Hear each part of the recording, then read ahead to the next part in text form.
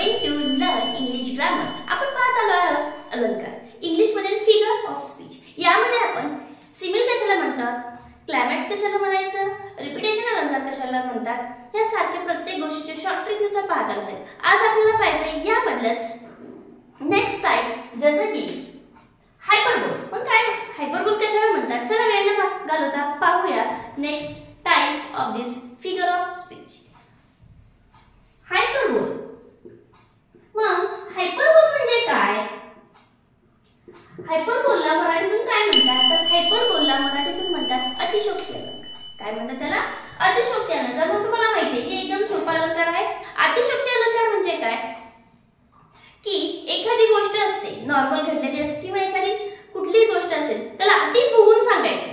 Suppose एखादा जर रडू लागला तर काय म्हणायचं, काय रडत होता, समुद्र भरला असता. खरंच भरणार आहे का समुद्र? नाही, पण ते सांगण्याची पद्धत त्यांची छोटी गोष्ट असते पण त्याला खूप फुगून सांगायचं झालं तर त्याला वापरतात हायपरबोल अलंकार. ओके, त्याला म्हणतात hyperbole. For example, she wept ocean of tear. आता मी म्हणल्यासारखं तुम्हाला खरंच तिच्या टीयरने ओशन फील होईल का? शी wept ocean of tear. तिच्या अश्रूने असं होणं शक्य आहे का? नाही, पण एक गोष्ट आहे ती त्यांना काय करायची, ती फुगून सांगायची असते. त्याला कुठला अलंकार म्हणतात? हायपरबोल अलंकार. For example, your feet, your feet seem to dance on air. Now it is possible our feet seem to dance on air. खरंच आपण वाऱ्यामध्ये डान्स करू शकतो, हवेमध्ये आपण तसं करू शकणार आहेत का? किंवा कोणाचं असं युअर म्हणतात, आपलं असं कोणाचं असं म्हणायचं जरी झालं तरी आपण खरंच हवेमध्ये असं करू शकतोय? नाही. म्हणजे एखाद्याचं जे काही गोष्ट असते हो ती व्यवस्थित असेल मे बी, ओके, त्याच्या परीने ती व्यवस्थित असेल, पण त्याला सांगायची जी काही त्यांची पद्धत असते ती कशी असते, अतिशयोक्ती अलंकार. म्हणजे खूप फुगून सांगायचं. ओके, त्याला म्हणायचं हायपरबोल अलंकार, म्हणजेच अतिशयोक्ती अलंकार आहे त्यापेक्षा फुगून सांगणं. काय त्याला एखादं जाड माणूस असतो ते कसलं जाड होतं, जसं काय मोठा भोपळाच किंवा जसं काही ड्रमच. खरंच तो ड्रम एवढा असेल का? नाही. म्हणजे आपल्याला जे काही सांगायचंय त्याला आपण काय करतोय, फुगून मोठं करतोय, त्याला म्हणायचं हायपरबोल. नेक्स्ट पाहायचं आपल्याला, आणि यालाच अतिशयोक्ती अलंकार मराठीतून म्हणतात. फक्त लिहून घ्यायचं की एखादी गोष्ट फुगून सांगायची झाली किंवा अति मोठं आहे असं सांगायचं झालं त्याला हायपरबोल म्हणतात. नेक्स्ट आहे ॲरोनी. म्हणजे काय? याला म्हणायचं व्याजस्तुती अलंकार. त्याला काय म्हणायचं? व्याजस्तुती, किंवा याला अजून एक नाव आहे उपरोध अलंकार.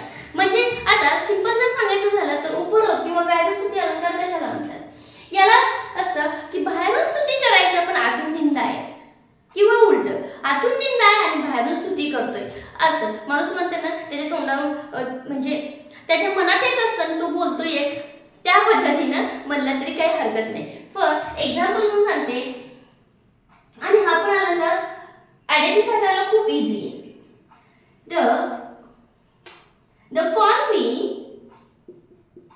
इंडियन. पहा, मला काय म्हणा, भारतीय म्हणा. Call me Indian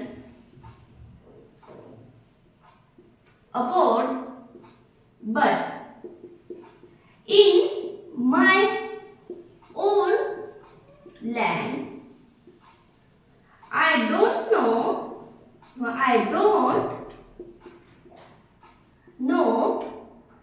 who I am. पहा, बाहेर जर गेलो तर आपल्याला काय म्हणताय, भारतीय म्हणताय, किंवा call me Indian abroad, but in my own land I don't know who I am. मला बाहेर जर आपण गेलो, आउट ऑफ कंट्री गेलो तर मला इंडियन म्हणतात, ओके, हा भारतीय नाही म्हणतात, पण मी जेव्हा भारतातच असतो तेव्हाच मला कळत नाही की मी कोण आहे. म्हणजे पहा, म्हणजे इथं काय केलंय, इथं वाटतं की कॉल मी इंडियन म्हणजे स्तुती आहे भारताबद्दल, असं काहीतरी त्याला स्तुती असल्यासारखं करतोय, आणि परत मनात काय म्हणतोय, मलाच माहित नाही की मी कोण आहे. याला म्हणायचं, यासारख्या अलंकाराला म्हणायचं ॲरोनी. म्हणजेच फिगर ऑफ स्पीच हा कुठला आहे?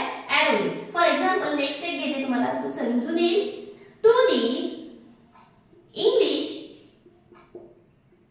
पहा, याच्यामध्ये मॅक्सिमम लगेच निंदा आणि स्तुती याच्यामध्ये खूप जण परफेक्ट असतात म्हणून लगेच कळून येतं की हे कसला अलंकार कसा ओळखायचा हा अलंकार या बाबतीत ही टू दी इंग्लिश नेक्स्ट मी एक्झाम्पल लिहितेच आहे तोपर्यंत लाईक करायचं राहिलं असेल ते लाईक करून घ्या आपण ह्याचा एक्सप्लेनेशन पाहणार आहोत की नेक्स्ट मध्ये कसं आपण आयडेंटिफाय करणार to the English and a word English मध्ये मी कोण आहे I am a word but I still don't know. I still don't know who I am.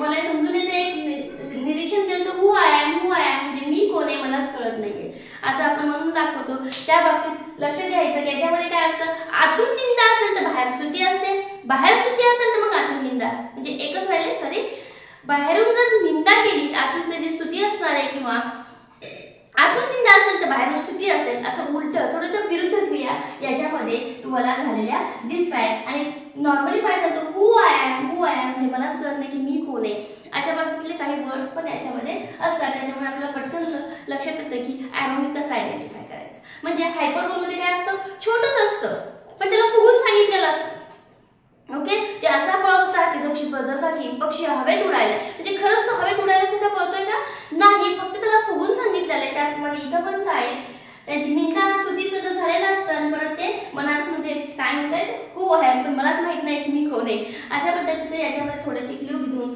तुम्ही हायपरबोल आणि आयरोनिक हे फिगर ऑफ स्पीच आयडेंटिफाय करू शकता ओके या पद्धतीने आपण नियर अबाउट 10 to 12 टाईप पाहिले आहेत अजून याचे टाईप आहेत त्याचा पण अजून एक व्हिडिओ होईल ते पण नक्की पहा यामुळे तुमचा फिगर ऑफ स्पीच परफेक्ट होईल कारण हा एक मार्काला क्वेश्चन येतो पण आपल्याला वाटतं की जाऊ द्या एक मार्काला तरी सोडून द्या please don't do like this because of 1 mark is also necessary for your work म्हणजे प्रत्येक गोष्टी तुम्हाला एक मार्क तुमच्यासाठी खूप महत्त्वाचा असतो प्लीज सो कॅज्युअली घेऊ नका सगळ्याचा व्यवस्थित अभ्यास करा काही डाऊट असेल कमेंटमध्ये नक्की सांगा व्हिडिओला लाईक करत चला आणि शेअर आणि सबस्क्राईब करायला विसरू नका